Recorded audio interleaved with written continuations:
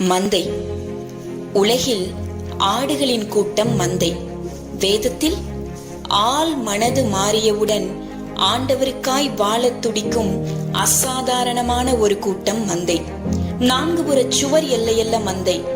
நாலா பக்கமுள்ள ஜனம் தேவனுக்காய் எழும்புவது மந்தை. நிகழ்ச்சி நிரலை கொண்டதல்ல, நிரப்பப்பட்ட ஆவியை கொண்டது மந்தை.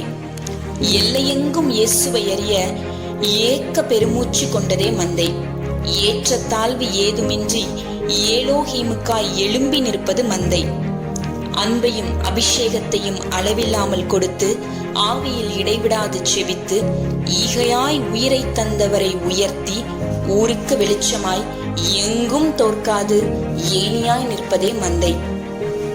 தேவஜனமே, நீயும் உன் போன்ற தனித்துவமான பலரின் தொகுப்பே மந்தை. வேதத்தை கூர்ந்து பார். நோவாவின் கீழ்ப்படிதல் குடும்பம் எனும் மந்தையை காத்தது. யோசேப்பின் பரிசுத்தம் தேசம் எனும் மந்தையில் பஞ்சத்தை பதம் பார்த்தது. மோசேயின் தரிசனம் முழு இஸ்ரவேல் எனும் மந்தையின் முக்காட்டை மாற்றியது. எலியாவின் வைராக்கியம் எட்டி நின்ற மந்தையை யெகோவாவுடன் கிட்டி வர செய்தது.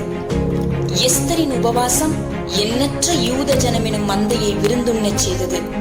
எசேக்கியேலின் அனுபவம் எலும்பு திரளான மந்தையை எழுப்பி சேனையாக்கியது. யோனாவின் மனம் திரும்புதல் நினிவே எனும் மந்தையை மனம் திரும்ப செய்தது. பவுலின் பிரதிஷ்டை பல மந்தையை கட்டியது. கொர்நேலியுவின் தேவபயம் இன ஜனம் எனும் மந்தையை இரையாவி பெற வைத்தது. பலவானே, சிங்கத்தின் பிடியிலிருந்து உன்னை மீட்டதே சிங்கம் போன்றவனின் பிடியிலிருந்து பலரை மீட்கவே. ஆசை இச்சையில் தொலைந்த உன்னை தேடி வந்ததே அடிமைத்தனத்தில் தன்னை தொலைத்த பலரை நீ தேடவே. உன்னை தப்பிக்க வைத்ததே தப்ப விடாத ஓனாயிலிருந்து பலரை தப்ப வைக்கவே. தரிசனம் தந்து மனக்கண்களை திறந்ததே பலரின் குருட்டாட்ட கண்களை திறக்கவே. கவனமாய் உன்னை கவனித்ததே பலருக்கு நீ கண்காணியாகவே. பலமுறை சிக்ஷித்தது உன்னை சிறப்பாக்கிடவே. ஒவ்வொரு முறையும் உன்னை ஆயத்தப்படுத்தினது, அம்பாக்கி கூர்மைப்படுத்தியது, சீஷனாக்கியது, பலப்படுத்தி பராக்கிரமசாலியாக்கியது எல்லாமே மந்தையை பாதுகாக்கவே. வாலிபனே, உன்னிடம் பிரயாசம் பொறுமையுண்டு, ஆதி அன்பில்லை. தூஷணங்களை சகிக்கிறாய், துரிதமாய் பாடுகளை நினைத்து பயப்படுகிறாய். மறுதலியாமல் இருக்கிறாய், பல இடங்களில் மனம் திரும்பாமலும் இருக்கிறாய். விசுவாசம் இருக்கிறது, தவணை கொடுத்தும் தன் நிலை மாற்ற விருப்பமில்லை. உயிருள்ளவன் என்ற பெயர் இருந்தும் செத்துதான் இருக்கிறாய் ஆவியின் சில இடங்களில். கொஞ்சம் பலனுண்டு, பற்றி கொள்ள உனக்கு மனதுண்டா? இறுதியாக இயேசு எனும் மேய்ப்பனின் இணையில்லா விலைக்கிரயமே மந்தையை மலை மேல் உள்ள பட்டணமாய் மாற்றியது.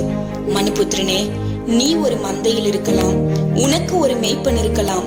மனதில் ஒன்றுவை, உனக்கான உன் குடும்பம், நண்பர்கள், சுற்றார் என அனைவரையும் உனக்கென நான் கொடுத்த மந்தைக்குள் சேர்த்து விடு.